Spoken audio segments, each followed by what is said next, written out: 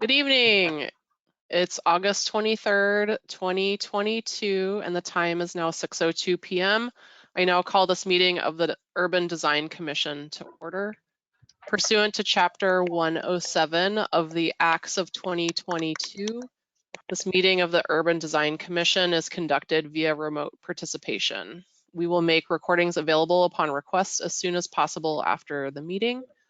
My name is Courtney Kirk from the Public Space and Urban Forestry Division, and I have been designated the co-chair of the Urban Design Commission for tonight's meeting by Director Lewis. I'm also joined by, as usual, Andrew Graminsky from Planning, Preservation, and Zoning, and also Emily Hutchings from Planning, Preservation, and Zoning. I'll start with a roll call of the commission members present. Frank Valdez. Here. Andrew Arbaugh. Present. Here. Tim Talon. Here. Deborah Fennick. Present. Sherry Ruane is absent. Tim Hood. Here. All right.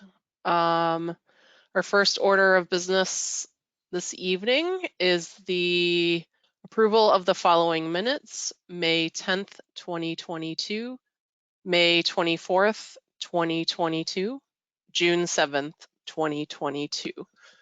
Commissioners, do you have any comments or revisions?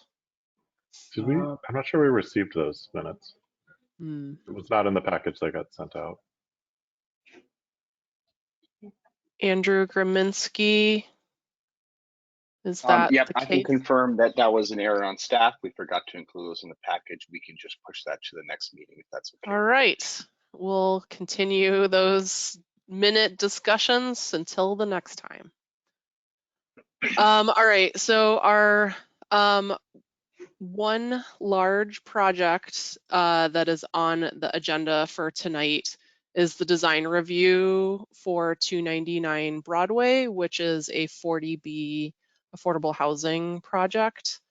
As I mentioned earlier, senior planner with Planning, Preservation, and Zoning, Emily Hutchings, is here tonight to provide you all with an overview of the process and talk a little bit about what you'll see this evening. Emily, take it away. Hi, everyone. Thank you very much. I'm glad to meet you all. So I'm just providing you with an overview of the project. So 299 Broadway is coming in as a 40B project. It is coming in as what we call a friendly 40B. So it's something that the city is working with the applicant to develop.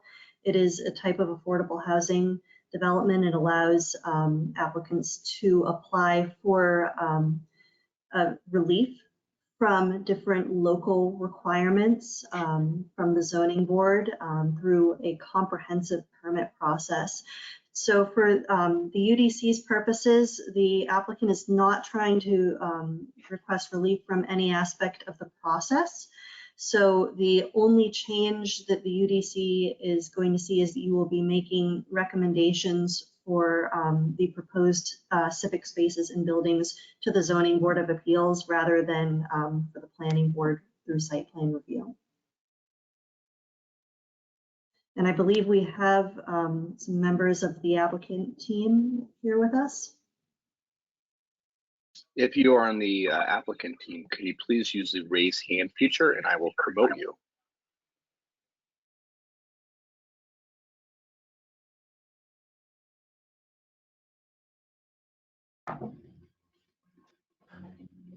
So as we're getting organized, the first half of the presentation will be related to the building for context.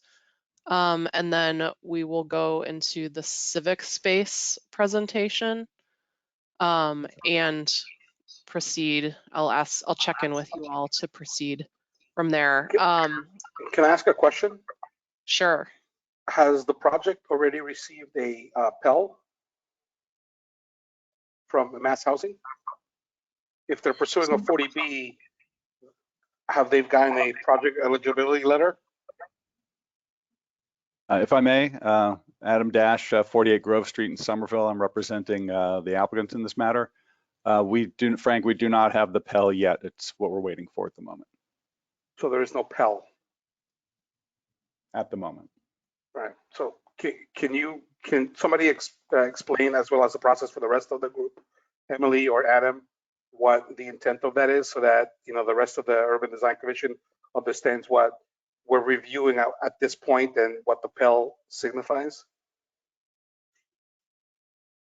The Pell signifies, just super simplification here, Adam Dash again, that the state DHCD finds that the project meets the requirements of 40B and can proceed under that. However, it doesn't change the project that we're proposing.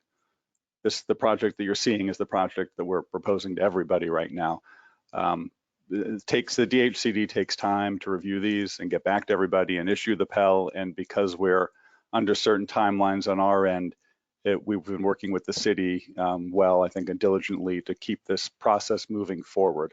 Obviously, if the project ends up hitting a curve with the state, then that's a whole different thing. But the project, as far as what we're proposing here, as far as what's going to happen on the site, isn't going to, in our mind, change. And we'd be happy to at least show you what that is and at least start this process. So we, while we're waiting for the Pell, that was always our understanding and our discussions with the city up to this point, was that we would be doing this while we were waiting for the state, so that we wouldn't lose months and months and months, because everybody wants that old Star Market site to be redeveloped. Yep, and we have encouraged and supported the applicant to continue through the pre-application process to begin their neighborhood meetings, share and apply to the UDC while they're waiting for that Pell and while they're waiting for confirmation from DHCD, again, because we understand it takes time, and to make sure that you're hitting the marks in terms of other timeframes. Right, and Adam Dash again, we've also been to the SRA, the Redevelopment Authority. We've also been to the Civic Advisory Committee. So we've been having public meetings on this project, and now we're before you. And we're going to keep moving forward. We have a meeting coming up, an informational meeting with the Planning Board, just to bring them up to speed, even though they're not the permit granting authority for 40Bs, just to make sure everybody's on the same page and knows what's coming down the pike, because this is a large project for Somerville and for Winter Hill, and it's a very high-profile one, and we want to make sure everybody's involved and understands and has their input. So it's important for us to be, and we've been doing this since last summer, having neighborhood meetings and such. So this is not, we've been working on this for quite a long time. If I may ask a question, as part of the Pell review process, just because it's a process I'm not familiar with, is the state reviewing the actual development proposal, or are they just determining Somerville's eligibility to have a 40B built in it? I would say probably both, but it's a subtle difference there, and that being a friendly 40B. I mean, there's a question whether Somerville, is in belief that it is immune from 40B, from a hostile 40B, due to its current situation regarding affordable housing under the state measurement under 40B. However, being a friendly 40B as this is, that really isn't going to come into play because no one's fighting about that. Is it Mass Housing that reviews the Pell, or DHCD? I thought that it was Mass Housing that reviewed the Pell. Yeah, I think you're right. Well, they're in the department, but yeah, I mean, yes. Yeah, So, so I mean, yeah. Mass Housing reviews the Pell. Yeah, they want to make sure, they want to look at the affordability, they look at the breakdown, they look at the project, and they see whether it meets the requirements of 40B, and that Pell means project eligibility letter, whether it's eligible to move forward under 40B, which is what we need to file for the actual. Correct. So Tim, just so you know, the process, it's typically the first thing that it gets done is the project eligibility letter, which is what the Pell stands for, and the client or the developer applies for that to Mass Housing to say, hey, this is what I'm proposing. Can I move forward with your okay? And they can say yay or nay. So they're still in that yay or nay.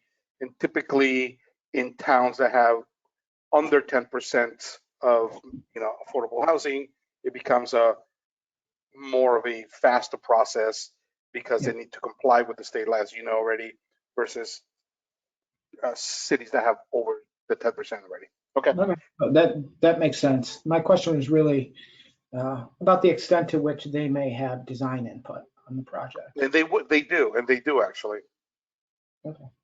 Okay. Oh, that's good background. Nevertheless, we'd love to, present what we've got and get your feedback so we can keep the process moving while we're waiting for the state to do its thing. But on that, can I just, Adam, to Tim's point, can we just clarify the fact that there is going to be design input that's going to come from Mass Housing at a certain point? So whatever we decide to say and review, I would like to make sure that we hear back the input that Mass Housing has from a design perspective, so that we can review that as well moving forward, so that we can compare notes. And the fact that, because we're going to have an opinion about something and Mass Housing is going to have an opinion about something, and I would like to know that we're on the same page, or at least we get to review what Mass Housing has to say from a design perspective about the project. Understood. Yeah. Thanks. Yeah. And then maybe just a question for Emily again. The recommendations that we will be making as part of the review of this project, is it just recommendations to the Zoning Board of Appeals? So that would be the only vote that we would take at the conclusion of the review of the project, a vote to approve recommendations that we would make? That is correct. So the votes would be just like as if you were voting for a site plan approval. You would take one vote for each building and provide a set of recommendations for each building, and then one for each civic space as well. And that would move forward just as any other UDC recommendation would. Yeah, I mean, just to clarify, so the votes would still be the same in terms of if the project has met the design guidelines, and any additional recommendations, much like a regular building or civic space. And just as a side note, while I'm talking, I will put in the chat the specific design guidelines for the 2 civic spaces tonight, just as a refresher. Clarendon Hill went through this process, and it didn't really have any differentiation, except it was ZBA looking at it. I would say that's probably the closest analogy you're going to have. Yeah. Should there be any design comments coming from DHCD or Mass Housing, would that require a review by the UDC for those comments to be incorporated?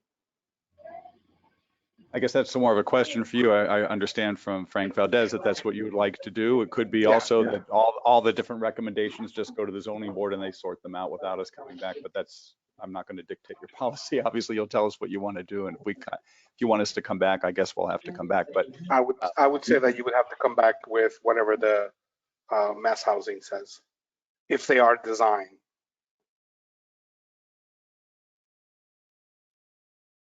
And there may not be. And there may not be, and then that's.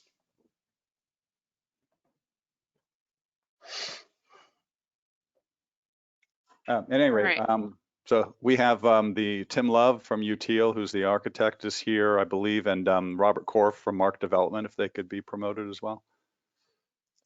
Yeah, and as long as the commission doesn't have any other organizational questions right now, I think you can take it away, 299 Broadway team. I would ask that you promote David Sider from Future Green 2. Courtney, I don't know if you see him there. Thank you, Tim. I'd forgotten. Yep. I will promote him. Thank you so much. Who will be the presenter tonight? It'll be me. It's Tim Love. And Tim, if you're going to be presenting, can you turn on your camera, please? Let's see here. Is Robert Korf on? Did that work? Oh, there you are. There I am. Hi, everybody. Is Robert on? I would like to at least if he's available, if you want to hear from him, at least introduce the. He is being promoted at the Can moment. you hear me? Oh, thank you, Robert. Yeah, I would like to introduce Robert Korf from Mark Development briefly. He is the applicant, one of the principals of the applicant. Robert? Hi, thanks, Adam. Hey, everyone. Happy to be here tonight. It's been a long road to get here. We've been out socializing this project in the community for the past year. It's been a great, cooperative effort with the community, a lot of back and forth, and we've thoroughly enjoyed the process that we've gone through so far. But excited here tonight to be before you all, which is our first formal presentation to a board, any board within the city of Somerville on this project. Other than that, I think, Emily really spoke for me, but I'll reiterate that, in no way is the 40B process here being used in an adversarial type of way. We fully expect and welcome going through, all boards, and we're willing to meet with and discuss this project, in a friendly, cooperative way with any particular board that would like to hear from us within the city. So again, thank you all, and happy to be here, and turn it over to Tim Love now and David Sider to give you a brief presentation. Then we can have some back and forth. Interested in your feedback.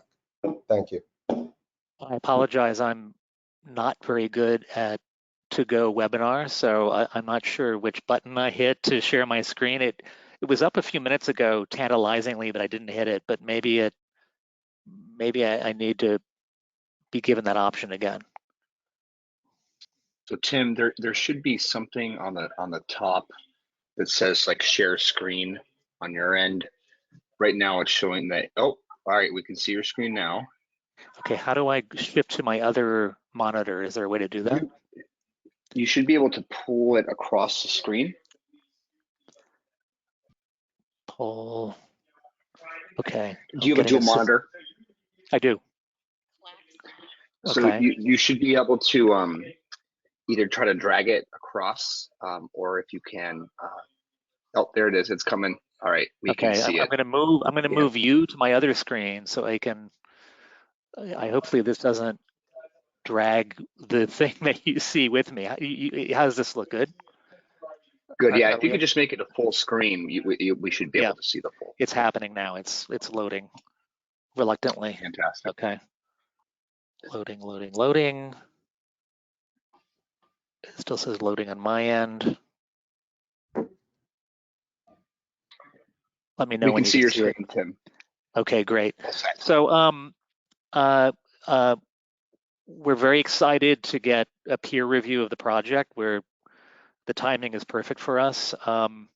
We need feedback for what's a very complicated project with a lot of issues. And so I'm going to go through the presentation very quickly, so there's plenty of time for you to come back and have David and me go back to other slides, ask us a million questions, but I won't filibuster you with an overly long explanation of where we are. Just to let you know, in discussions with Emily and Charlotte and the staff, we decided to break the building review into 2 sessions. The first session will be this evening to set up the urban design framework, the impact of the zoning on the massing, our general massing approach from an urban design perspective, to then tee up a slightly more detailed look at the civic spaces and the other publicly accessible spaces that David from Future Green is going to go through. And I hope at the conclusion of our presentation, at least you understand the project maybe as well as the community does and the CAC, because again, reiterating what Robert said, we've been to those groups a couple of times. I'm going to skip the development narrative. You'll get a copy of this to read the text version. Just to show you where the site is, I think most of you are familiar. It's located in a prominent position halfway up the hill on Broadway. It's currently occupied, I'll show you some photographs in a minute, by a defunct Star Market and a Walgreens pharmacy, a large parking lot, but you'll see that parts of the parcel dovetail into the residential neighborhood and abut Sewell Street in 2 places and Grant Street in 1 place. And that also figures into the urban design approach. This is what the site looks like today. It's anchored by Winter Hill Liquor Mart and the billboard, both, I guess, in unfortunately landmarks in the area.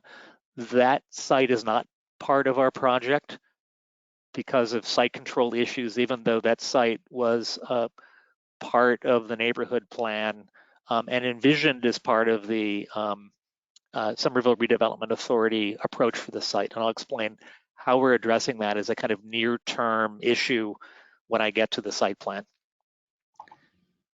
This is a view of the site looking the other way. It's a little bit hard to tell here, but an important part of the story is that from the Grant Street side of the site, which is the bottom of the site, to the Temple Street side of the site, which is at the top of the hill, there's a 26-foot grade change. And that grade change has completely complicated how this building and the buildings sit on the ground and how the civic space solution was worked through. The other important piece of this is that there's a important existing pedestrian desire line through from the MBTA bus stop through the Star Market parking lot, through a break in the fence, through this abandoned parking lot to Sewell Street, that a lot of people that get off the bus use to as a shortcut to walk down Temple Street to apartments and homes in that direction. And so we also, you'll see in a minute how we use that as a kind of feature of the project as well. And this shows you just the character of the buildings along Sewell Street. This is the proposal in a nutshell in a 3-dimensional drawing, just including the buildings that are on the block. Broadway's in the foreground, Temple's on the left, Grant Street's on the right. It's comprised of 2 buildings that you'll see later in the presentation have been massed and designed to look like 8 buildings. And I'll explain the urban design logic of that in a few minutes. Just to orient you, this is the Civic Plaza on Broadway. And you can see the trees of Sewell Park, the other end of the dumbbell of the civic space proposal. These are the publicly accessible spaces within the site. The liquor store includes on Mark Development and Beacon Communities parcel enough spaces for some diagonal parking spaces so that business can continue to operate as a one-way system that enters on Broadway and exits onto Temple, a reduced kind of shared space parking area that then provides some access to service areas and loading areas for our proposal. The Civic Plaza, again, faces Broadway. David's going to go over this in more detail a little bit later in the presentation. That connects back to what we're calling Sewell Park on Sewell Street, connected by the Muse, which is a pedestrian street. That dumbbell is the kind of centerpiece of the public realm strategy for the project and sets up the logic of the massing and the planning of the buildings. This is a more comprehensive open space plan overlaid over the ground floor plan of the 2 buildings, showing again those 2 spaces, 2 courtyards that are dedicated to the residents of the 2 buildings. You can see also included in this illustration, and then strategies for buffering the building along the Sewell Street properties, creating backyards for some of the units, and allowing for at-grade access to bike parking. A couple of things I should point out at this stage in the presentation. Beacon Communities, an affordable housing developer, is the developer of Building A, and Mark Development developer is the developer of Building B. But in terms of the feedback the design team has been getting, it's a collaborative effort on the client side, and the end result of the project is meant to disguise and erase any differences between the buildings. We can get into some of the kind of program data later if you have questions about that.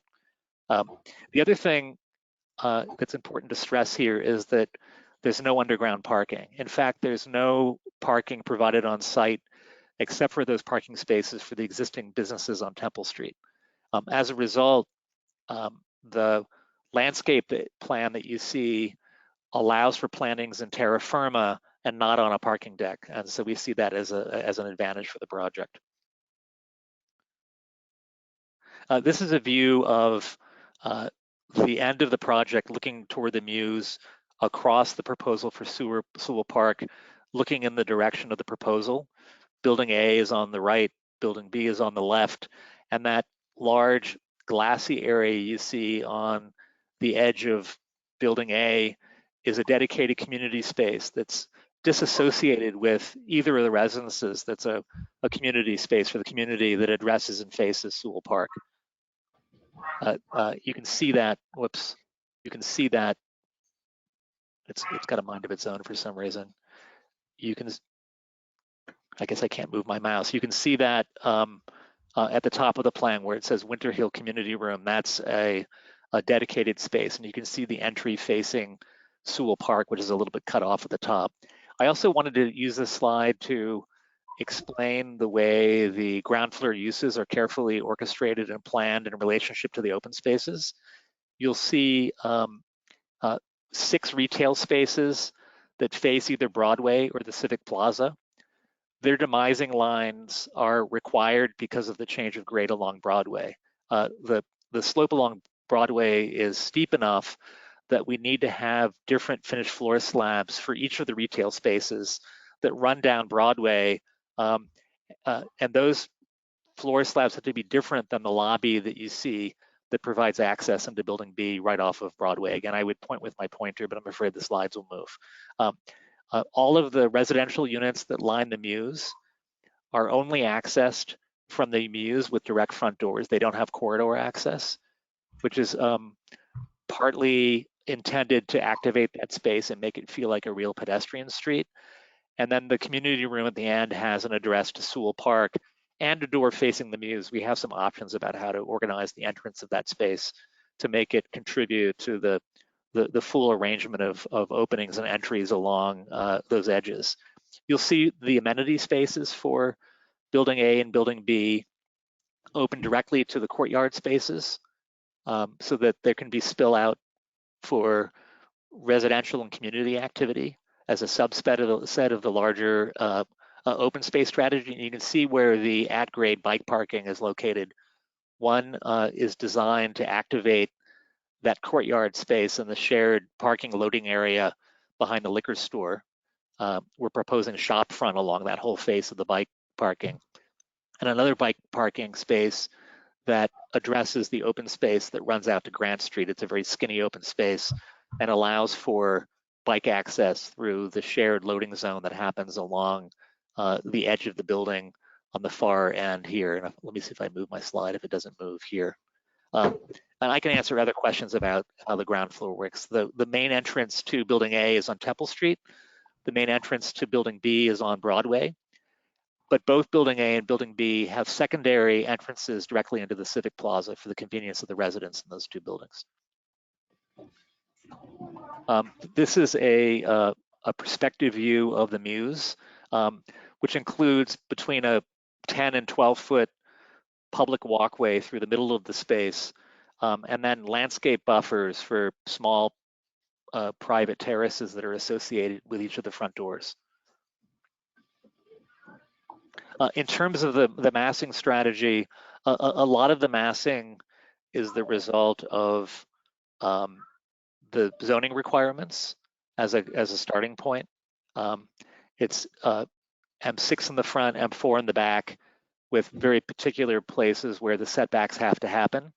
Our strategy is to break down the two buildings into multiple buildings through the manipulation of the step backs, through decisions about fenestration and cladding.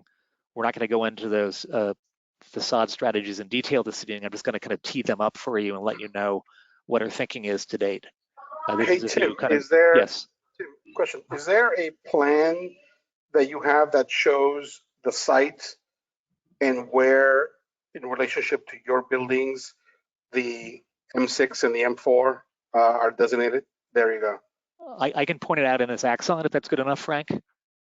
But we can supply that for you if you Got need it, got it. it. I just wanted to understand it because I didn't see it before. I just wanted to see where that shift happened. Yeah, we call that plan the Rosetta Stone because everything, you know, all of the massing strategies are driven from that. And in fact, given where that zoning boundary happens, we've made adjustments to the zoning to get as much variety in terms of massing along the Sewell Street property edge as possible, if that makes sense.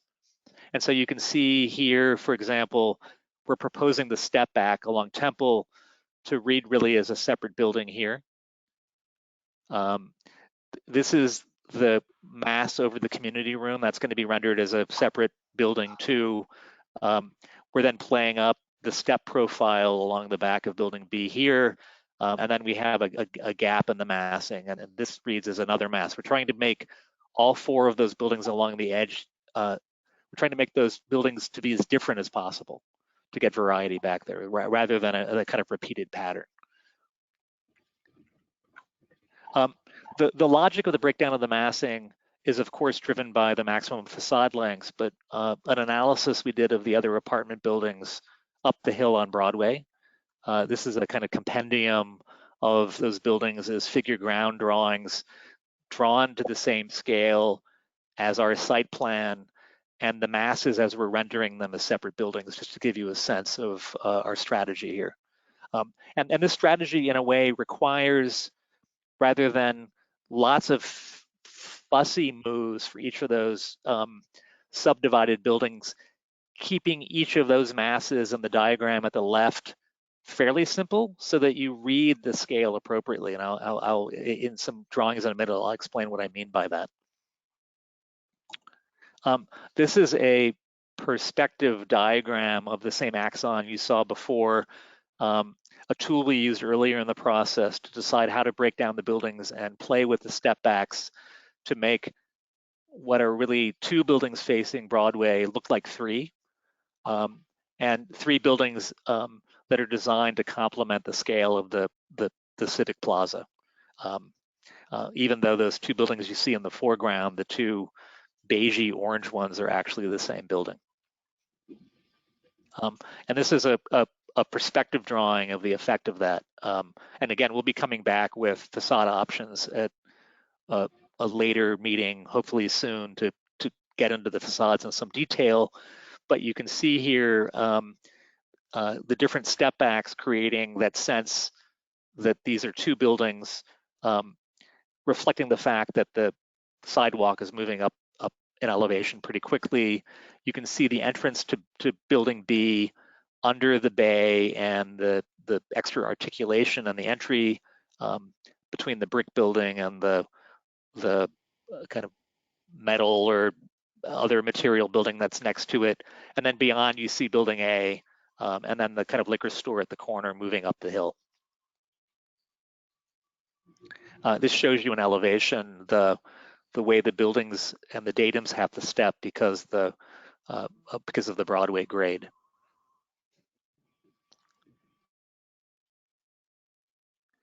And then the effect at the top of the hill of this aggregation of building volumes to create something that looks like,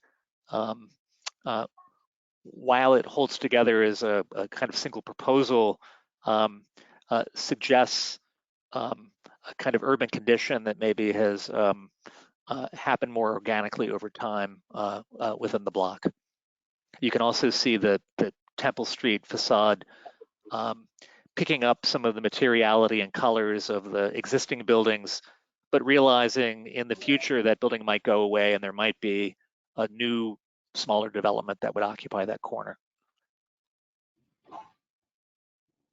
This is a same review of the simplified massing looking into the civic space and down the Muse across to Sewell Street. Some decisions too about the relative scale of the volume of that space relative to the volume of the massing itself and the kind of articulation of that. And then a perspective to give you a sense of the scale of that space. David will be talking in a minute about how big that space is by showing some scale comparisons with open spaces in Somerville, ranging from Davis Square to Bow Market. So I think that'll help you understand the relative size of the space. How many units in total, Tim? 287. 287. Yeah, between in both buildings. There are. Tim, I'm going to give you your time warning that we're coming close to end of the 20-minute presentation time.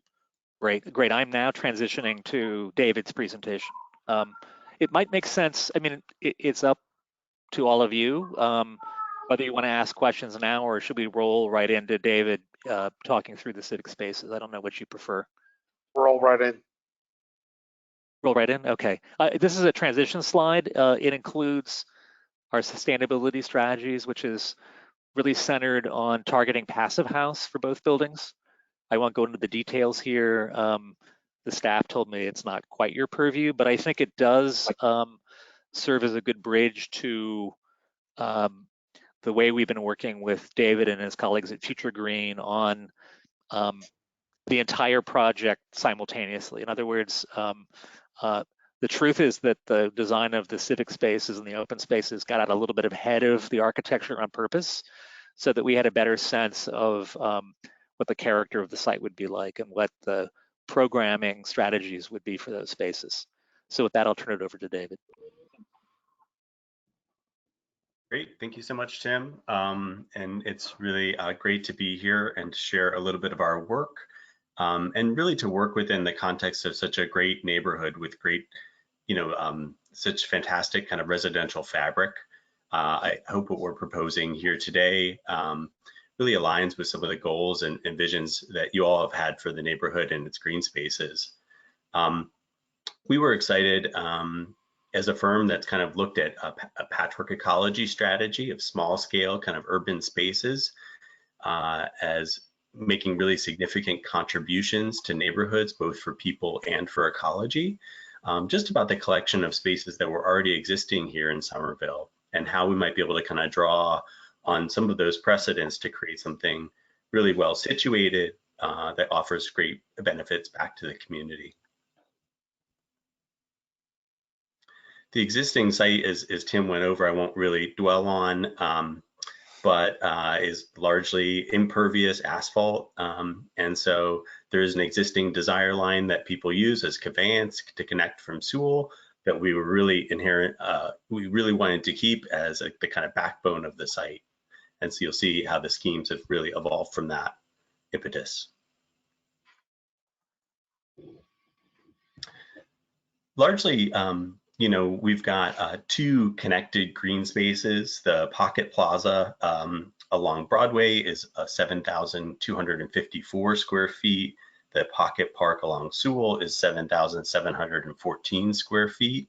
And then we've got a connective muse, which really, again, provides that kind of backbone between the sites, and then together makes an aggregated over 18,000 square feet, a little less than half an acre. But it's quite a substantial intervention, and just giving you a sense of some of the other smaller scale spaces in the neighborhood as relevant scale comparisons, and seeing kind of what they can offer as precedents. Overall, the public realm concept, again, was to have these kind of connected spaces. And I think that really works to our advantage because we wanted to offer up programmatic difference. Sewell Park, given its residential neighbors, just required a little bit more of a quiet, more passive approach to its design, which offered up, then the opportunity for Broadway as the more civic hardscape space. So set up a real nice kind of dialectic, which we can then reinforce through some of the strategic and programmatic moves. And then our connective muse really, again, opens up the overall ground plane to make this feel like a much larger civic space. We've got clear sight lines from plaza to park, which hopefully reinforce that connection. As well as a continuous accessible slope without the requirement for stairs or ramps. Which Absolutely. Yeah, go ahead, David. No, please go ahead, Tim. Yeah, which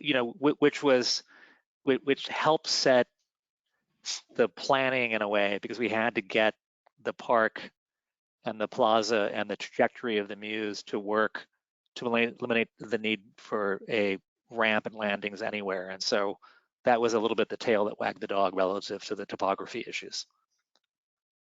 Absolutely, and there's substantial topographic change on the site. And then we've also got that pedestrian connection out to Temple Street as well, which we hope kind of, again, creates a smaller scale kind of fabric here and system of open spaces. And then overall, we're looking to add a lot of lushness and green. There's a substantial tree canopy added to the site overall, with roughly 39 trees between the park and plaza being required. And we think that that's going to provide really great shade and make for real conditioned, appropriate spaces. But then there's all sorts of other opportunities with which to stitch in green throughout the site to provide planting buffers, and then also to take advantage of smaller scale civic spaces along Broadway. We did a kind of exhaustive research and kind of a deeper dive into how we could really draw on the regional landscape here and think about how that might inform our site. We're always trying to do that with our projects, is look at history, look at regional landscapes, and how there might be like a crystallization of that can take form in our projects. And in this particular case, we're really inspired by some of the earlier images that we saw, one being this map from 1852 showing rocky outcroppings and the location of a number of slate and diabase quarries. And so that both natural landform of the drumlin, which took form as these kind of rocky outcroppings, and then this extractive, human-made kind of way of interacting with the landscape through quarrying, we felt like was a great concept with which to begin to create like an organizational framework to design the space. So that overlaid with all of our kind of occupational needs, come up with this kind of system of materials, which include, these grade changes with large stone or kind of natural stone integrated into them that provide these sittable moments, these lush planting islands with soft landforms and contours, which create immersive spaces, but still allow for open sightlines and connections throughout the public space. And then moments that offer for flexibility within the landscape, but still provide that kind of dappled light and shade. We interpreted the planning guidelines into a diagram on the left, just showing the various components of boxes that we needed to check. So just know that we've kind of put that thought into it. And then the diagram on the right, that kind of formed the basis of our kind of programmatic approach to the site, knowing that we really wanted to have active edges for the plaza, and then open up the middle for some conveyance, as well as creating moments of seating and shade. It's worth mentioning, I think, that we spent a couple of sessions with Graffito thinking through the size of the retail spaces, the best location for doors and spill out relative to their concept that this could be a location where some of the businesses in Beaumarket graduate, as one of the concepts that drove the logic of the planning of the ground floor, especially the retail spaces in relationship to the grade. And yeah, I would note that as well, Tim, that we fought hard to get a kind of relatively level plaza here, but that, there are really moments for grade change to happen along Broadway, which then create kind of nice sittable moments. So, we think that this is a space, again, with kind of active edges, and then an interior that's opened up for moments of seating and shade, that's really reinforced by this kind of sustainable backbone. There's a lot of permeable paving proposed for the site, Again, I believe 19 trees here at the plaza. And I think clear signage and wayfinding to really indicate the passage through to the Muse, and again, make this feel like a fantastic public space. A view from Broadway looking down towards the Muse, you can see we're trying to again kind of reinforce those kind of open sight lines. We hope that there's moments for kind of cultural value like public art and unique moments to integrate lighting. At the Muse, you know, there is a passageway which is roughly 30 feet total in diameter. But again, provides these kind of open sight lines to connect park and plaza. We can do that through reinforcing that through paving changes, through planting buffers, which allow for a little bit more privatized entryways, and then lush kind of resilient plantings to provide those buffers while again keeping those open sight lines. You know, I should say for really all of this, we're still at the design stages here, and we really look forward to the community input throughout the project. So we're still studying, you know, how wide is that, and how do the trees kind of stagger and interact, and you know, are there moments of seeding at the ends, and those kinds of things that are forming the basis of this connective link. We think this Muse typology is rather unique, and you know, hopefully fits within the kind of residential scale of the neighborhood, and again really extends the open spaces. You see that there is a substantial grade change here of roughly 5 feet, but we've kept the grades less than I believe 4% here, so no handrails or anything like that, no landings, all you know, ADA accessible routes.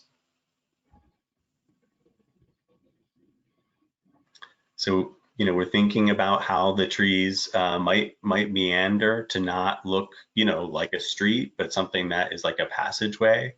And we're thinking about how the planting, you know, while being a little bit more shade tolerant here, still allows for lushness while keeping open the planting from like roughly 3 feet to 8 feet for those clear sight lines. So we'll have low perennials and grasses, and then larger trees kind of limbed up to 8 feet.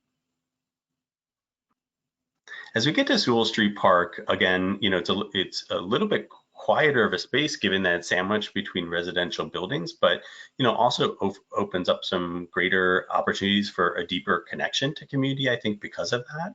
So we're thinking about things like nature and interpretive play, how to really take advantage of the substantial grade change that's working its way through the site through some sort of stacked seating with integrated planting, and then some sort of flexible use space, a larger open lawn or something else that, you know, accepts small scale performances and some more kind of active recreational opportunities.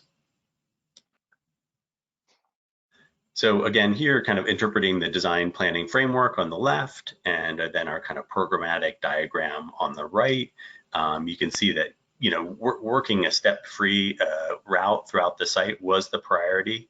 So you see how that kind of goes around to the left is through that dashed line, which then creates a larger kind of open gathering space, as well as a grade change that breaks that pocket park into two, which offers up a kind of a programmatic diversity.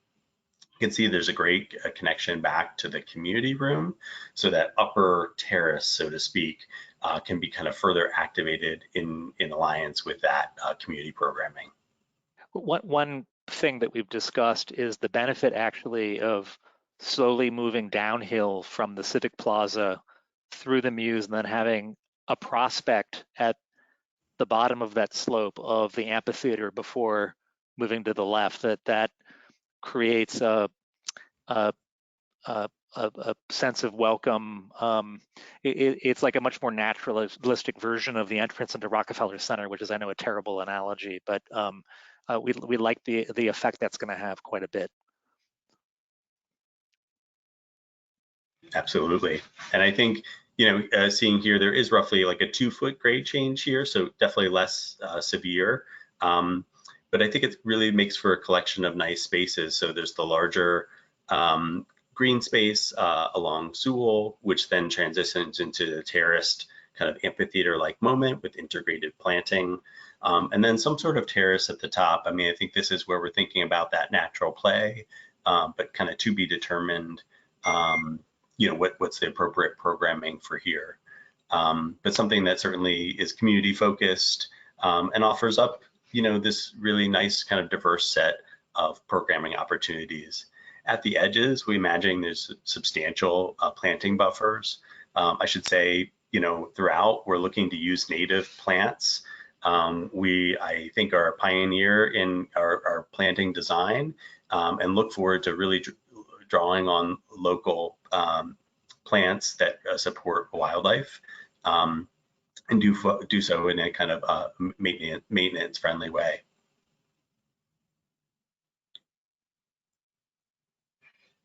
So overall, there's, a lot of what we do is kind of implicit in terms of our sustainability goals to the way we think about and design spaces, but certainly native and adaptive plant selections are really paramount. They're thinking about maintenance, about drought tolerance is really important. At our active, really urban edges, about pollution and salt tolerance. And so this is the kind of laundry list of things that we really consider and think about, and certainly will be integrating into the design as we move forward. The site begins to kind of break down ecologically, I think, into smaller zones. And so this is a sun-shade diagram that we've kind of taken the finer grain analysis on the right and coalesced it into a diagram on the left. But I think that what I wanted to highlight here was the large sun zones that could be offered to both park and plaza. And while the Muse has got more shade, I think that is conducive with its, use as a conveyance space.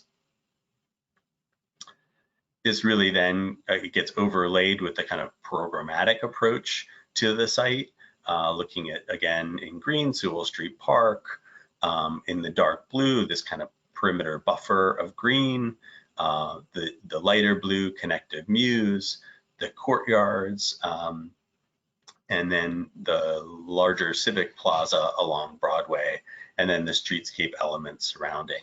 So if we jump to the next one, the way that these two kind of plans interact then kind of forms the basis of our planting approach. And so again, we're looking to kind of integrate all of these different features into our planting design. Happy to answer more questions on this as we move forward. But again, spaces that are in service to people, but also really in service to cultivating habitat through the planting design, as well as meeting other sustainable goals.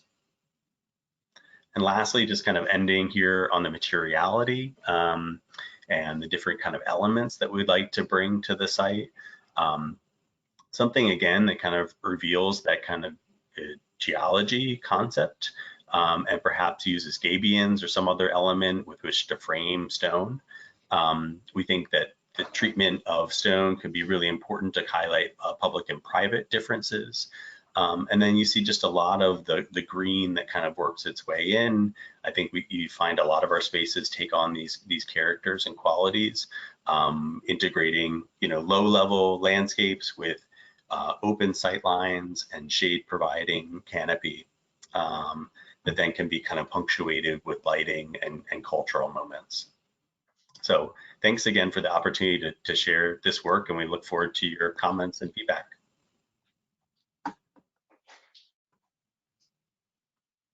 So I have a question for you, David. So this is great. This is pretty exciting to see early in a project, to see such I think comprehensive thinking and smart thinking about how to address a big site. And then so one question I have is about most of the spaces that you've identified have public things or active things off of them, retail and the community room. There along the Muse, I think there's residential, so different scale and private stuff, and then also behind building B. And Tim, maybe you have some comments about this also. So are those intended to be places of entry into those units? I mean, how are you treating that sort of semi-private area in the thinking? And I might have missed it. I think Deborah, it's a really good question, and I think there's a couple of answers. I think one is in our internal team conversations, and even given feedback from the community, there are examples of pedestrian streets that feel public, but they still have private doors along them. Let's call them good trick-or-treat streets. And I think the design strategy there is to be very clear that this zone is fully publicly accessible, partly because it has these important attractors on both ends.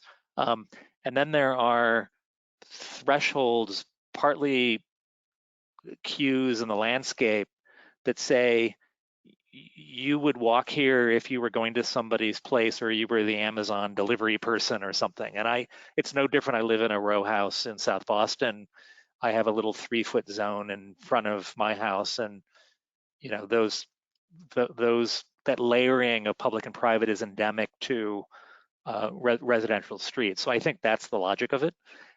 And partly, I think it has to do, again, with orchestrating this full experience from something that is urbane and urban on Broadway to something that really feels like a park on Sewell Street, even to the point that the trees are on a grid on the Civic Plaza. They're more, picturesquely organized on Sewell Park.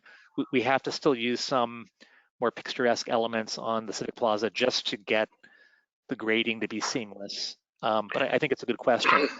Otherwise, those are buffers in the rest of the site. I mean, if we're talking about the same thing, I think that one of the things that I was going to mention is that though I like the approach of the ground floor units having access from grade, I think that there's and I would like to hear a little bit more about it, is the fact that they're so far back set, Tim, and the idea that I have to, if the amenities of these spaces are inside the building, the mailboxes are inside the building, FedEx is dropping the boxes inside the building. So these people who live on these units that are only accessible from this periphery area have to go into the building and then out of the building to go back into their spaces. And I think that in itself creates, a complexity in the idea that there's a detachment of that. And if they were perhaps on a more of a frontal component, it would be an argument that we could have. But there's so many that are set back, and I have to go all the way back to get into these units. And there's no way for the people to actually be able to get in from the lobby, get their stuff, or any of that activity, and then they have to go back out. I think that to me, that seems challenging, and I don't know that it's fully yet cooked in that way. I would say if I were to talk about it from a equality perspective for the rest of the residents, they seem to be on the bad end of the coin in that, right? Like if I want to go work out in the gym, I have to leave my building, go outside, walk around the building, go back into the lobby, and go find my amenity spaces. And I think that's a challenge. And then that's a question that I have as it pertains to that. It's, we've had so many discussions about this and been back and forth. Both Beacon Communities and Mark Development have both decided that there are, for each building, there are 4 prospective tenants that would actually prefer the lifestyle that you're talking about against the balance of units. And the other challenge is that if those units are accessed off corridors, what's nice now is that each of those units have a different finished floor that steps down with the muse, and when we get into the elevations next time, we'll show you how that works. Tim, and we don't need to get into that. I understand how it works. I'm just saying that it's a challenge. I don't agree completely with it. I think that there's a discrepancy on it, and I know that you can say that it's demographics that deals with it, but I think that there's a challenge to it. Within that, I think I had a couple of other questions that I wanted to find out. about as well. I wanted to hear a little bit more about the city's perspective on the fact that we are okay providing parking for the liquor store, but we are not providing any parking for the 287 units. And is this something new that is being embraced? And I mean, I'm all about the reduction of parking, but the idea of this 287 units, I would be curious to understand how the community has felt about the fact that there's a building with 287 units with no parking being provided, but yet the parking is being provided for the liquor store, yet none of the other apartments in it. Is this an approach that we're looking into, the idea of zero parking? And is this something that the city is supporting? And is this a type of a variance from the zoning, or is this something that is acceptable within that? I would be curious to know what that approach is on that. Because I mean, I get the reduction of parking, I get the proximity to a T station, which this has, but it's still 287 units.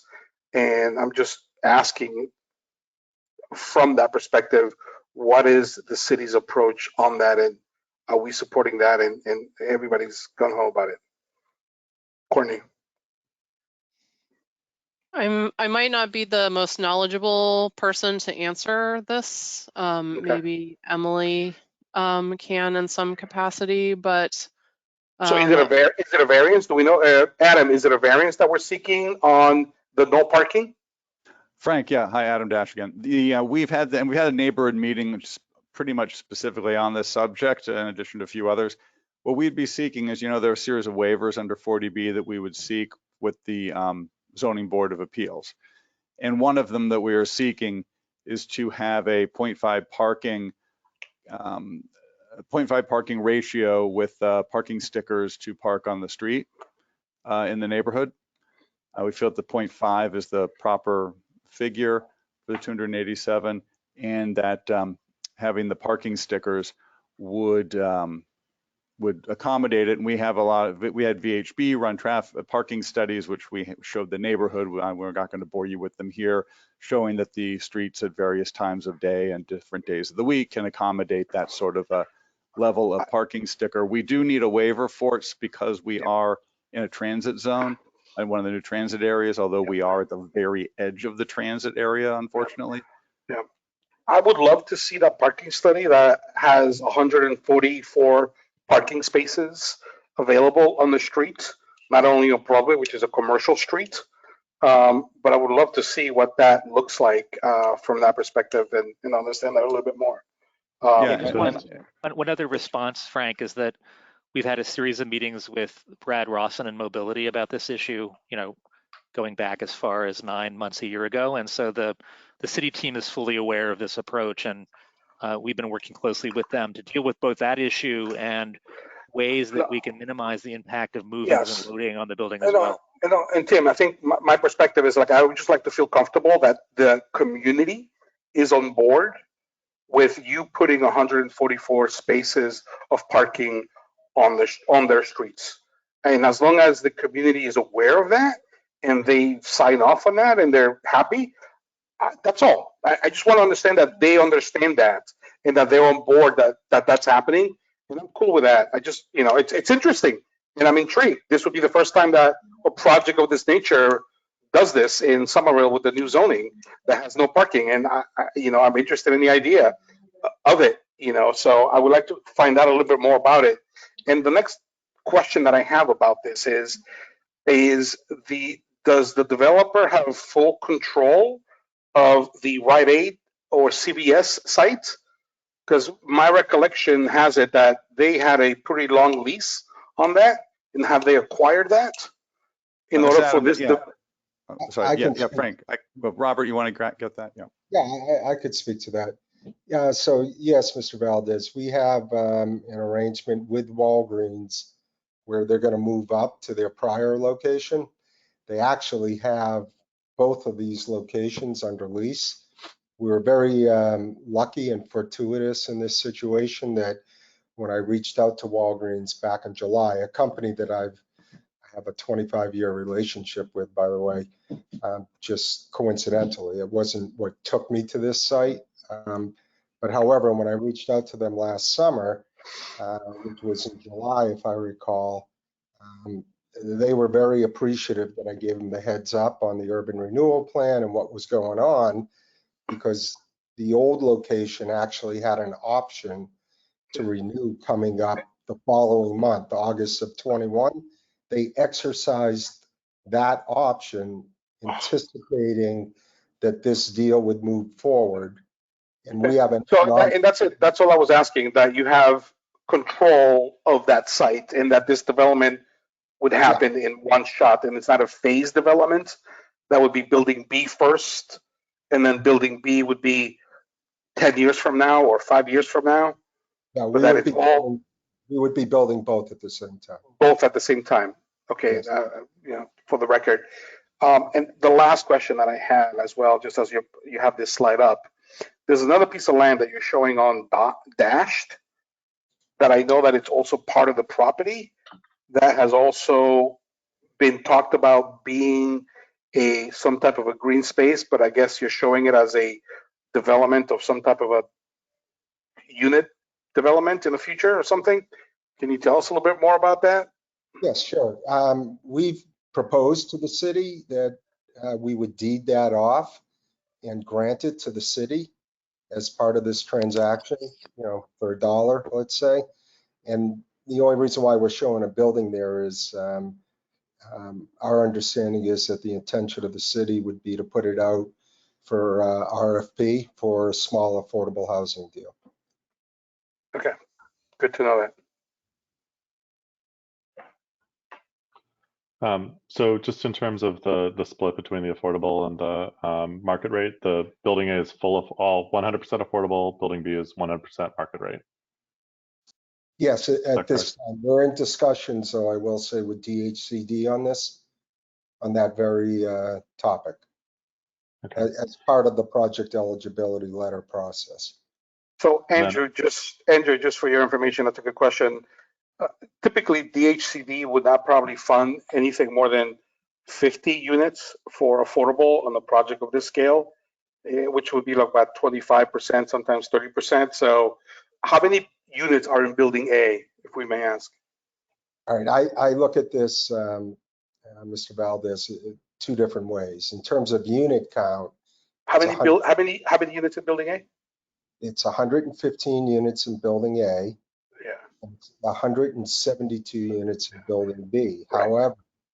However, if you looked at that division of affordability and market rate in terms of net rentable square footage, it's 48% in building A, 52% in building B.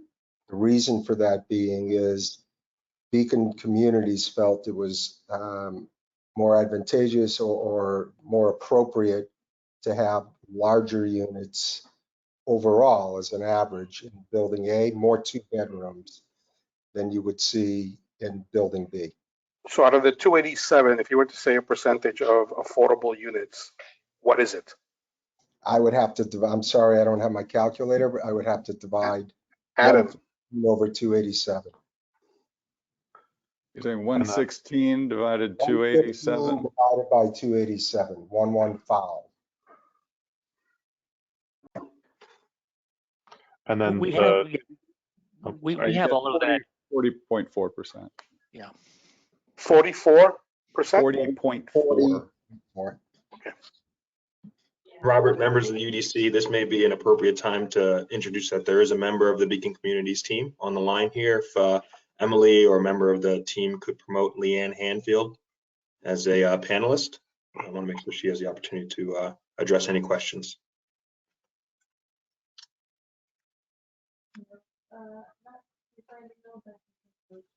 Andrew Arbaugh, do you want to continue? Yeah, so I guess my other questions were Sewell Park and the Civic Plaza. Are those intended to be POPs, or are they intended to be conveyed and true city parks? Or are these still privately owned public spaces? Adam Dash, I'll let you speak to that on the structure. Yeah, as far as the structure of the civic space and the Sewell Park, I mean, the way we've done this, and I don't know if you saw what happened at 31 Tufts Street, which I was involved in, which was where the developer had to build and maintain the park, but it was there was an easement for the public to access and utilize it in perpetuity for purposes for which parks in the city of Somerville are utilized. So it was sort of like a privatized public space. And there was a document that got drafted and recorded at the Registry of Deeds laying that out in perpetuity.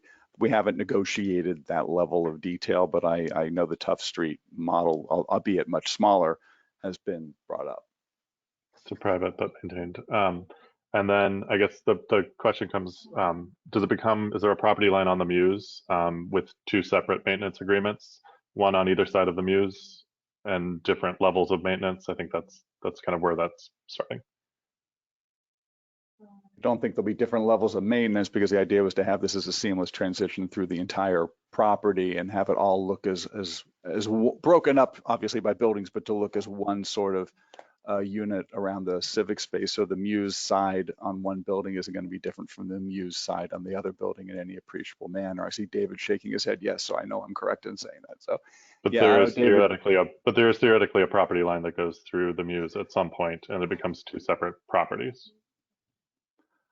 I'm not. I guess I would guess I'd refer back to Robert Korf as to what negotiations between them and Beacon have been. That I believe is the intention here, Adam, is to have two separate parcels with reciprocal easements, between the two parcels, and there'll be a management agreement. We anticipate that Beacon manages their internal building, we manage our internal building, and we will manage the entire site and public spaces. And, we would deal with that, the cost of that, between the two companies, with an allocation to Beacon. And then I guess one more question just before we move on. Well, two more questions. The space that is shown, building A, behind the far left retail, there's like a plaza. Yeah, what is that? There's another entrance into building A. I don't know if you can see my cursor here. There's access to, we're deciding where the bike parking access is going to be, but it might be here. We're deciding the best location for it. There's also access to trash rooms and other kind of service functions along the edge of building A. Okay. Does that answer your question, Andrew? Yeah. And then last question. Right now, we're not given any information on what the streetscape is really like on Broadway or Temple. Is that intentional, or are we going to be given that information at some point, just in terms of from curb to building itself? We're still working with Brad Rawson and the mobility team on the preferred arrangement of bicycle accommodations, the BRT lanes there, and the organization of the curb management issues. We're working with VHB on that too. So it's a little bit premature to explain exactly what the proposal is, but that's a robust ongoing conversation with the city. I would say that would be something that's pretty incredibly important. The building to the left on the other side of Temple Street, that really kind of failed its retail spaces and failed Winter Hill, just with the lack of sensitivity of how it dealt with Broadway and dealt with the grade on that location. And there's been a lot of effort and clear thought and design going into the civic spaces and the Muse and all this. But to me, Broadway and Temple are more important than anything that we're going to do on a cut through to a relatively minor street. And half of our retail doesn't front the Civic Plaza; it just fronts Broadway. So making sure that that all is really buttoned up in the best way possible is incredibly important. It might make sense to have GC Barkan from Graffito come to a future meeting because as David's nodding, there's been a lot of thought about where the demise lines are, where the doors are, and the kinds of retail they think is gonna work in the different spaces. It's why the 3 retail spaces around the Civic Plaza are at the same grade as the Civic Plaza itself at elevation 33. I would note, Tim, just for the UDC, that the Graffito is the group that's working with us. They're the experts on retail and laying it out, making sure that it works. And that's we're making sure that we work with them closely during this process so that the retail spaces are viable, especially when you're dealing with the grade and where the doors should be. And then the zoning has various rules about doors and spacing and such. So we're trying to make sure that these are spaces that actually will work. Yeah, we have spent an awful lot of time on this because for one, I totally agree with you. I think this is a critical component to the success of this project.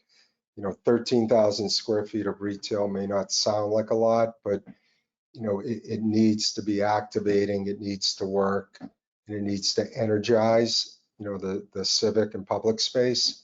So we totally agree with you that this has to be looked at closely, and it has been. But we can come back with more detailed information on that for you. That would be great, and including Temple as well. That's an incredibly important pedestrian corridor. Absolutely. I want to make sure that we're cognizant of time, so we were going to give 40 minutes for this discussion period on this initial session, so we've just hit our 20-minute point. So I want to make sure that the other commissioners that haven't had a chance to ask a question are able to do so. I have no questions. I have several comments, though. If we're ready to move to comment period. Tim I had Hood? I had a quick question. The piece of the property that is touching Grant Street, it wasn't noted to be part of the civic space, but I was wondering if you could talk a little bit more about that area, if that's just intended to be just a place for trees, or if people on the property would be congregating there. Yeah, it's a good question. We've gone around and around on that, and I'll provide one answer, and maybe David can provide another. The challenge is that if you walk there today and look at it, it's a very skinny space. It's barely wide enough to be a driveway. And the other complication is the grade change from that particular location in Grant Street, which is a weird dip down in Grant, to get up to the bike parking access, which is here, which is a kind of smooth connection from Broadway. The problem is that we could have a stair and a kind of stair ramp on the stair for people to have direct bike access, but then it would be an accessibility issue. So the current strategy is just to use it as a place to plant and promote habitat at this stage, and really have it just be an amenity for the Grant Street edge. Okay. I have one other question, which is fire department access. Has there been any discussions or thought about that? Yeah, we've worked internally in our team. It's an issue that we address with residential projects of this scale all the time. We have coverage from all the edges. I'm not sure if the Mark development team has organized or VHB's had a direct conversation yet with the fire department about it, but we've got coverage on all sides. And if we're really in a pinch, we could use Sewell Court to get a little bit closer even from the Sewell Street side. The question a little bit is, ideally the access would only be from Temple and Broadway. If we can avoid it, we're trying to avoid access from Sewell. But if we had to, we could provide access from Sewell too. It just creates an address problem in terms of, where the emergency is, which address comes up. So that's the one hurdle there. But yes, I think that's a great point. I think that's a great point, Deborah. I think I would love to hear what the fire department has to say about it. As a funny, Adam, just a funny thing this morning, we were talking just about, I was actually called the Fire Prevention Bureau to start setting that up. So we are in the process. Yeah, this is Adam Benjamin with Mark Development. We are hoping to engage with them the next couple of weeks.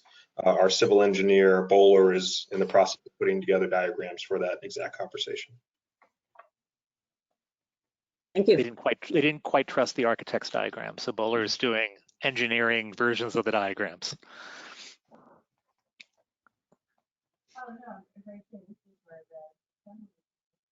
All right.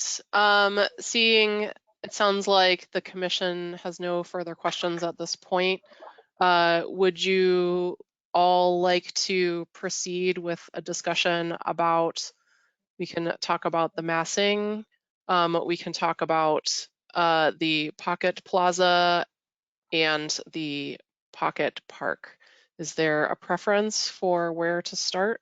I'd like to start on the broader urban design issues. Take it away, Tim. All right. Well, first, I very much appreciate the way this presentation is structured, the opportunity to comment on the urban design, the civic spaces, and then that you'll be back for a conversation about architecture and materiality of the buildings. I have some comments on kind of the big picture overall layout, and then some comments on really the ground floor plan. First, I think the broader aspiration, the idea of breaking the massing up into 8 individual pieces, feels really successful to me as a strategy. I think the individual pieces, and when I first looked at this, feel contextually scaled to some of the surrounding buildings and to each other. So I think that's a success for me. One of the other aspirations you mentioned was varying the setbacks. Again, I think a good aspiration. But when I look at particularly the Broadway frontage, it seems like every building has a setback. And I know there's the differentiation on building B where there's the 5-story portion. But I wonder whether there's the opportunity for even more variation in the setbacks, particularly for building A with frontage both on Temple and Broadway. There's kind of a 4-story portion facing out on Broadway, and then the 4-story portion, which is actually taller, facing out on Temple. The streets have 2 different scales, so I wonder whether there's the opportunity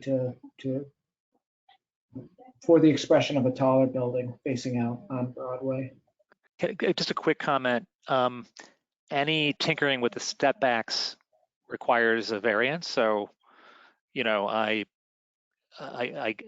guess, so that's where we've been shy about where to ask for it. I just wanted to clarify that for Tim, for you and the other commissioners. I think you know the step backs are required. There's a required step back for each of the zoning districts. Is it a general, I mean, because you're already requesting a variance for building B setbacks, would it be a separate variance for each building, right? Out of compliance setback, or? I think we're happy to propose them if it makes the urban design better. So. Yeah.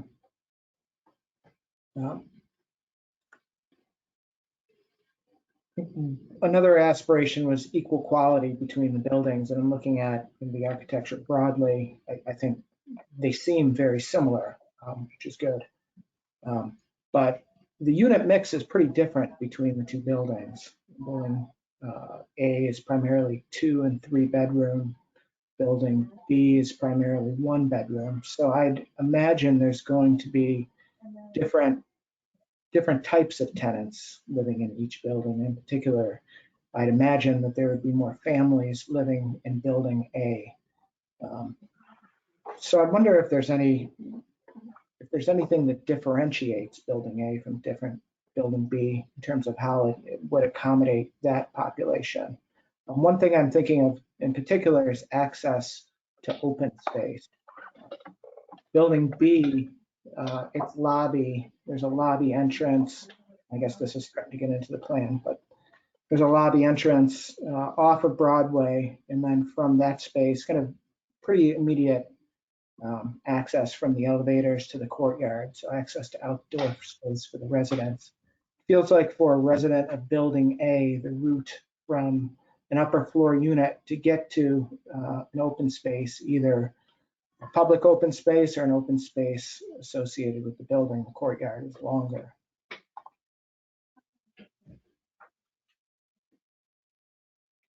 I think that's a good point, Tim. I think from the open space perspective of the courtyard that's being offered in building A, you know, we do appreciate that it is a little bit more nestled, just because we do anticipate that families will be there, and that could be, I think, a real great kind of quiet play space of some kind, you know, that can really support that type of tenant. So in a way, we like that it's nestled kind of within the building. And, you know, I think takes advantage of some of the natural shade that will be provided there as well. Yeah, Tim, I think what you're suggesting is that we might move the amenity space closer to one of the elevator cores so that there's a more immediate connection from upper floor units to the amenity spaces and then spilling out to the courtyard. It's a little bit of a function of the other associated kind of social functions that are provided in the Beacon Communities program around the kind of entrance lobby and things. But I think that's an excellent comment. It might be the flow from elevator to amenity space to courtyard that is really more of a ground floor plan issue. We're going to be coming back with the design proposals for those 2 courtyards when we come back with the building elevation options, by the way. Since they're not civic spaces, we're not presenting them tonight, but David and team have worked out plans for those spaces to a fairly high level of detail, including the indoor-outdoor relationships. Okay, thanks. Yeah, I think, Tim, that's exactly what I was getting at, the connection between common space in the courtyard or between amenity and the courtyard. Great comment. A few other comments on related to the ground floor plan, the retail spaces. So I think Frank's comment about parking was a good one. Sure, there's been a lot of conversation about that already. I won't belabor it. But I think a critical part of providing a place where someone can live without a car is not just, and appreciate that there's really large bike parking spaces, at least 1 space per unit, I assume. But providing the places within walking distance that are accessible to the people that live here, that allow them to live without a car, to not need to drive for the kind of daily necessities. Broadway is already well suited for that in some ways. There's a mix of retail types there. But one of the first thoughts I had in looking at this was, is there the opportunity for being more specific about programming some of these retail spaces with neighborhood serving retail spaces, perhaps combining them. I know you mentioned there's the topography issues, but I think I've heard from some that they use the existing drugstore, for example, and so that footprint isn't going to be replicated in these buildings. But is there the opportunity to provide neighborhood serving uses and to be specific about that as a way to enable someone to live car free? Be intentional about that.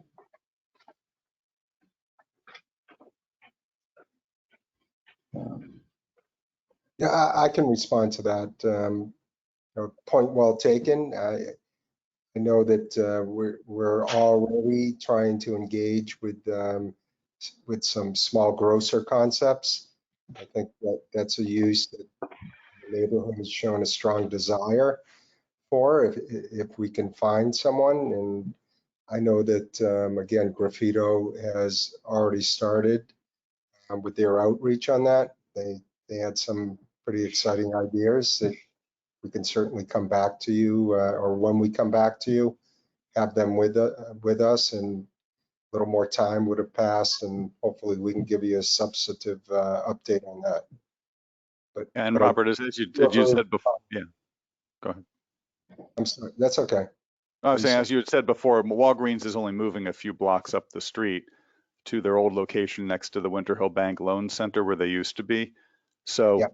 The neighborhood's not losing the Walgreens. That whatever they have there now, they're going to still have. It's just going to move to their old location within walking distance, a few blocks away.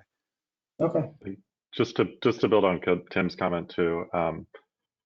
Yeah, like the retail is probably a little bit out of our purview, but that Civic Plaza only really works if that retail works. Otherwise, it's paving and some trees. So it's like I said, it's a little bit out of our purview, but it directly relates. And we have watched the retail on that building next to it just really languish for years. It finally got filled, and to have kind of emptiness framing a Civic Plaza would be not great. I think a grocer type use is exactly what I was getting at. That would be great, I think, for this building. So it would be great to hear more about that. Yep.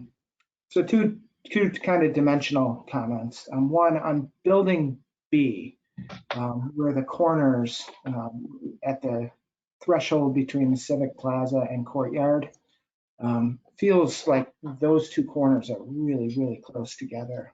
I understand there's probably a desire both to maximize floor area, but also to separate the courtyard from the more private courtyard from the Civic Plaza, but it feels really tight at those two corners. I wonder whether there's another way to accomplish that. We can also come back with perspective views of that condition in both directions. We've been, working in a digital model to understand the sight lines and the character of that space, so we can come back with that too. The courtyard of Building B is down 5 feet from the Civic Plaza, and it's hard to see in this plan. We're going to come back and provide more detail of that. There's a ramp along the back side of that retail space. Partway down the ramp, the egress stair pops out to catch part of it, and that drops you down, or there's a direct stair. And so there's a grade change there too, and that is a kind of where the grade kind of drops down to a new datum to get that whole ground floor of Building B to work. And you can see that when you come in on the Civic Plaza level, there's a stair and an elevator that take you down that 5 feet to a taller ceiling height there that wraps all the way around. So we'll come back when we come back with the buildings to explain how all of that works. Hey, Tim, as well, when you come back next time, can you also elaborate on a larger sun study showing the impact of shadows on those courtyards? Because I know that you showed them and it was really small and hard to read, but I really would like to see what the shadow impacts are on those courtyards as well, because it seems like for the most time they'll probably be in shade. Yeah, we'll provide the sun studies were submitted in an appendix in what we submitted to the city, but Frank, we'll foreground that in the next presentation that we make. Last comment is about the Muse. 30 feet. I actually really like the idea of providing ground floor residential units as a way of providing different types of units, also activating the spaces. But I think how the units meet the ground, especially given need to meet accessibility requirements and the fact that you can't step up to get into a unit, it's challenging. I was walking in Denningham Park in Cambridge a couple days ago and passed a 4-story residential building there facing the park, very nice ground floor residential units. And people had actually put film up in their units on the windows, like permanent film on the window to obscure the views in. And the end result was not very welcoming. So I think it's a challenge in thinking about that dimension. Is it enough? Is 30 feet enough to really, for that planting buffer to create enough separation between the public walkway and the front windows of those units? Yeah, the way to, Tim, just a way to think about it, and we'll come back with maybe a detailed digital model of a portion of it, so you understand both the grading and the measure. If you 50 feet and give 10 to the public way, 10 each to private terrace plus transition, leave 6 feet clear for the private terrace for each of those residences, leaving 3 or 4 feet of plant buffer. That's our recipe. And what we've done is we've put the entries on the uphill side of the slope, which means that those private terraces stay flat and end up being a little bit outcroppings relative to the slope of the path. And I think we're pretty psyched in the digital model. We don't have all that for you to see today, but the transition feels about right for us. But we'll come back and you let us know what you think. Okay. I'm going to give you guys a 5-minute warning here. 5 minutes. I had a question, just basically on the types of spaces and kind of the connecting muse. So the civic space at Broadway obviously is, you know, it makes sense. It's right on Broadway. It's surrounded by retail spaces. But as you transition to the muse, it's presented as kind of the public realm, but there's no place to pause and kind of experience that space. It's all residential entries, and it kind of feels like you're supposed to keep moving and not really experience that space. And then once you get back to the park on Sewell Street, that street is I think it's a pretty narrow street. It's a pretty calm street. So the compartmentalization of the program, I think that makes sense. But I was wondering if there was any thoughts in terms of, I don't know, separating that from the street with like some sort of like a security or if it's just like a fence or like a low wall or some way to make it a little bit more private and not kind of like as open and public as the civic space on Broadway. And I just also kind of wondering if there's any thought to activating the muse more, either by expanding the retail space either on one side or adding another retail across from the Winter Hill community room. Just if that had been explored at all, and how your plan got to the residential at the ground level here.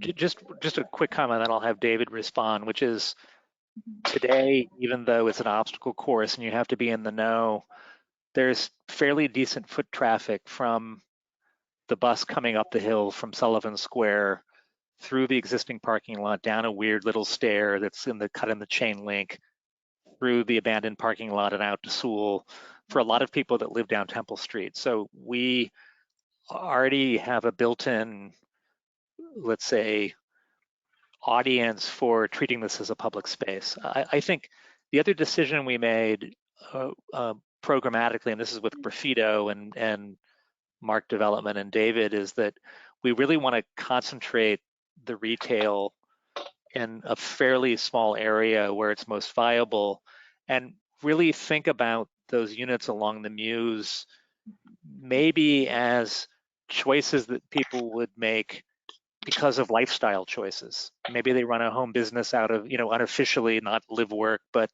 a business out of their apartment, or they just find being more directly connected to the public realm as a better choice because they represent a fairly small percentage of the total units of the project. But I think it's our perspective that there's plenty of public realm in cities that's lined by residential doors, and our job is to make the cues that's the kind of spaces as clear to people as possible. Just because there isn't the dimension to do the things, Tim, that you're proposing, just because of the width that we have and the important layering we want to do from public to private to the doors, so that people don't have to put paper or sheets in their windows and that kind of thing. So my last comment, I promise this is going to be my last comment to make. If when you guys come back, what I would love to see as well is how a diagram in how you're treating trash. You have units in the building, you have units that don't have access to the building, and then you have retail. So there's a lot of trash being dealt with. And where is this trash being collected? How is it being picked up? And where's the truck access happening from? I think that it would be good to see that diagram, because I can make some assumptions as to how it's going to work, and then it would make some things that you're proposing not so viable. So I would like to understand how the trash is being picked up for the retail, for the units that are on the ground level, because they have to go back into the building, and how the building itself. No, We- just we a have all- diagram, Tim. Yeah. We have all those diagrams, both for that and for move-ins and for retail servicing. We have that's been submitted to the city team, so we can make that all available. We would like to see that. Okay.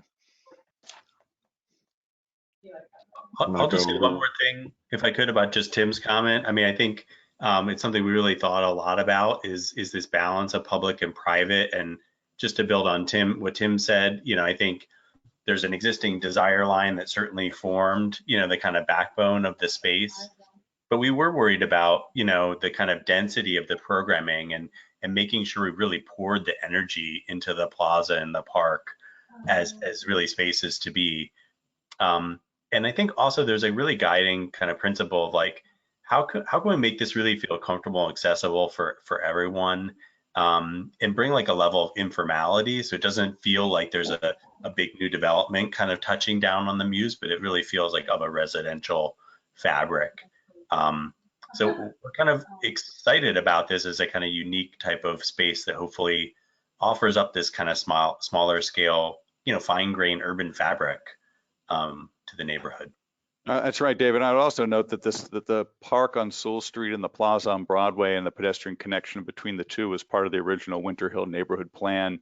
If you go back and look at it, this was sort of the a general goal for this site in that plan, and we're satisfying it, I suppose. So I'm gonna defend the Muse real quick. So you guys will let me talk, but I'll go quick. I would say as a general diagram, like I kind of buy the overall diagram. I genuinely appreciate the level of detail in the grading that's happening here. This is a nightmare of a site to have tried to upgrade. So to see you at 3.8 and providing accessible entries, I think is commendable. The Muse is actually the part that I kind of I buy it. Like I see it as a space that is a pass through, that is a nice pass through, that connects two open spaces that hopefully have more robust planning, or sorry, programming, and are the true public spaces that you're hanging out in. If we could go back to the master plan. I think the one thing in the diagram that kind of like feels like a little bit of a missed opportunity is that you've done such a beautiful job grading the views and sort of providing that connection, that when I look at the connection between Temple Street and Sewell Park, it's kind of like the Muse was done by a landscape architect and the Temple to Sewell Street one was done by an engineer. And I wish that there was a greater degree of space and sort of attention given to make that connection, if not as nice as the Muse, but at least something that doesn't feel like an afterthought, which is kind of what I'm seeing at this point from Temple. I mean, that's a great comment. We were debating whether we should make that a public access route or just, a kind of maintenance edge there along the edge of the building. And because we could get the grades to work, we thought it made sense in terms of the people in the know. So, but I think that's a good comment, Andrew. I think it's an important access for that community room. I think it's like Temple is where people are coming from. People don't come from Sewell Street. It's a minor residential street. So I think having that feel more inviting would be great. I think in terms of the two spaces on either end, I think, like I said, if the Muse is really just a pass through, if the Muse is a connection, it's a lovely connection. It's got residential front. I buy all that. I think that the programming on both ends needs to be pretty robust. And like I said, the Civic Plaza right now is almost fully dependent on that retail succeeding. I don't know. I have a lot of mixed feelings on that. Either it needs to have sort of more retail spill out. It needs to be more of a place for, a larger restaurant, something more like Winter Hill, which is taking up a lot of space, outdoor space. Either lean that direction or else provide some sort of civic thing other than kind of passive seating and trees right now, because like I said, if that retail doesn't happen, then we have just kind of an empty space. And I think Sewell Park too, I think if we're going to I don't know if we're going to get into that more today, but I would really like to see more program happening in Sewell Park. It feels to have gone through sort of this much effort in terms of these open spaces to get really just passive spaces on either end. Just doesn't feel like it's giving the energy. I buy it on the Muse in terms of a passive space, but like just a greater degree of actual programming. The nature play that's there just really feels like an afterthought and kind of pushed into the corner, which to me is like sort of doesn't work with the idea of nature play. You don't want to like go to the corner to play with nature. You want to kind of experience it holistically. And I even in the renderings, like if I kind of wipe out the 5,000 people that are kind of entouraged on there, I get something that just it feels pretty, but it does feel suburban in a way that I have not imagined or experienced this site or this neighborhood. And I kind of look at this without the entourage people, and I'm like, what do I, as somebody who lives 2 blocks away, come to this space to do? And it's one of those spaces where it could be anything, and that's great, but it also could be nothing, and that's the danger of it. And having some sort of defined program, I think, would be incredibly helpful in here. Yeah, thank you, Andrew. Those are great comments, and I think we agree with you in terms of them really needing robust programming to really drive their success. And I think we've been a little bit reserved in kind of announcing what those are, just because we're looking for greater community input as we go through the process. But duly noted that we think that that's really important to the success of the spaces. And I like the Just to community. build on that, Go ahead, Tim. You go. Just to build on that, I think it's important to think about the use of it not only in terms of community and neighborhood serving uses, but really serving the residents in the building as well, even though it is a more public facing space. Yeah. It did seem like, just in reading through your materials, it did seem like I know it's the civic space study, I think, Courtney, it suggested a couple things. It suggested water features, community, a lot of things that, it seems like the only one that sort of got in here was the performance space. So I would look at that again. And the community room, that was one question I had. And I don't dislike it, but why is it cited here as opposed to sort of engaging, a street, or how did you guys land on it landing here? I think partly community feedback from earlier community meetings, the idea that it would be an activator of the park, and there was some scenarios about a kind of indoor-outdoor kind of community block party event that would take advantage of both the space and the park as a single venue. And so I think a lot of it was driven by that. I think also it was the consequences of us tinkering with the building massing and realizing that if we could justify that building volume on the back having a completely different function on the ground floor, and even undercutting that volume and having the pivot in a connection is a little bit clearer. But I think it just requires, as you said, Andrew, more thinking through the management programming and the possible uses of the community room and how they could take advantage of the park. I think partly too the concept of the Civic Plaza is that it would be completely lined by retail that would spill out from those spaces. So that was another piece of it. We did consider having it more out on Broadway towards the civic spaces, perhaps. But the concern there is the usage of it.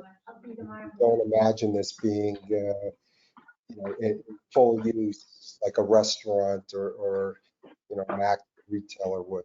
So to your concern earlier, we didn't want to end up with the space that would be sitting there idle when we felt it was very important to activate the civic spaces. I think that makes sense. Yeah. Okay, I'm going to call time for tonight on this discussion.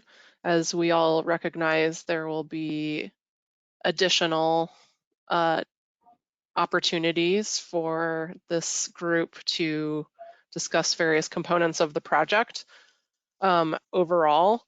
So I would like to frame some comments specifically regarding the building portion of the work that I have heard from the commissioners that they would like to see for the next time that this group is available to appear at the UDC.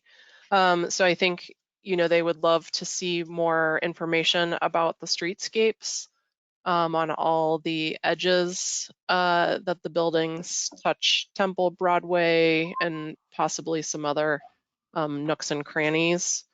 That they're, let's see here, that's just more information about the retail space, I think, in the organization across both buildings, and their relationship with the civic spaces and the courtyards. That there's some practical questions that came up about things like fire and trash, and just getting a little more into the dimensions of the Muse, and discussion about, you know, the public-private components. Just lots of questions about programming. I think just that's general across everything. In terms of the civic space, it seems like we didn't get too much into those discussions, except for, you know, tying it back into the activation component about the retail on the Civic Plaza, and also the relationship between the community space and the Pocket Park. I think that's, am I missing anything, commissioners, that that you would specifically like to see for next time? Also loading, move-in, and fire department diagrams, I think. Yeah, I mentioned fire and trash. You got it. All right, so seeing that the buildings need to be separate from the civic spaces, do I have a motion to continue the building discussion for 299 Broadway? So moved. Seconded. All right, the motion's been made. Roll call vote. Frank Valdez. Yes. Andrew Arbaugh. Yes. Tim Talon. Yes. Deborah Fennick. Yes. Tim Hood. Yes. All right. The building portion of 299 Broadway has been continued to another session.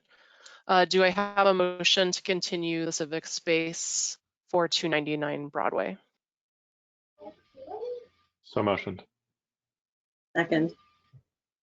All right. Roll call vote. Frank Valdez. Yes.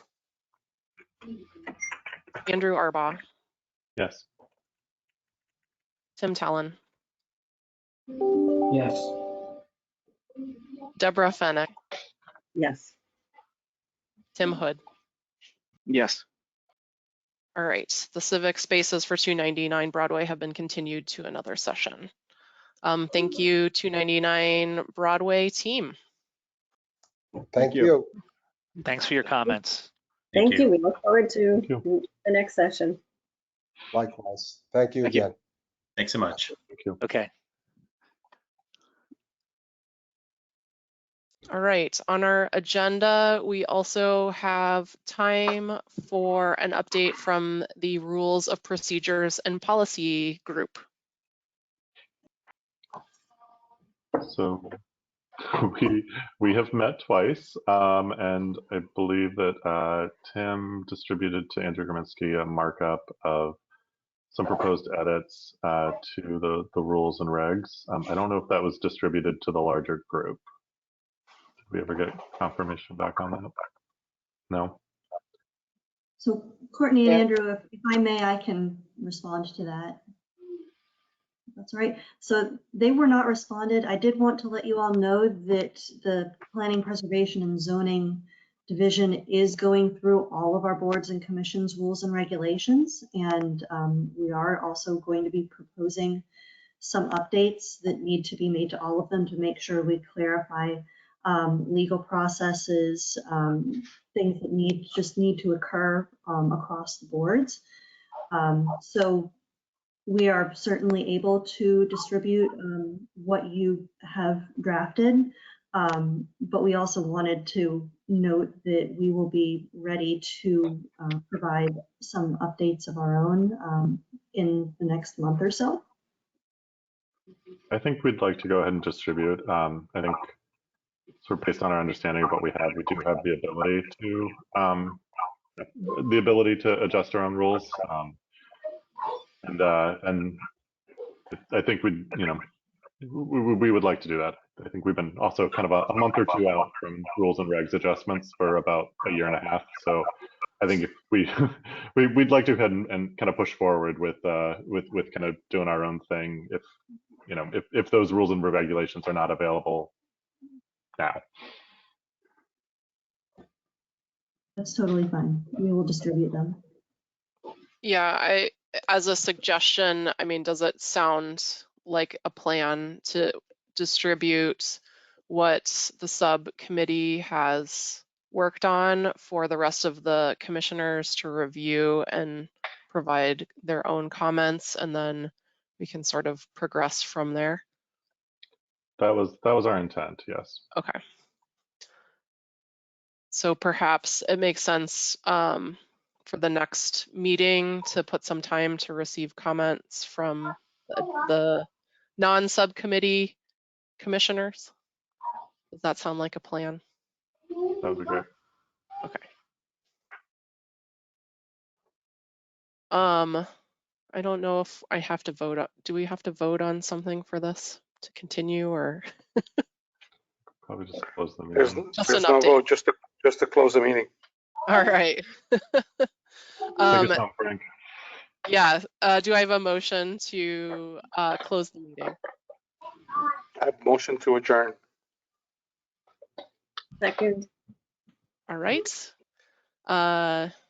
Roll call vote. Frank Valdez. Yes.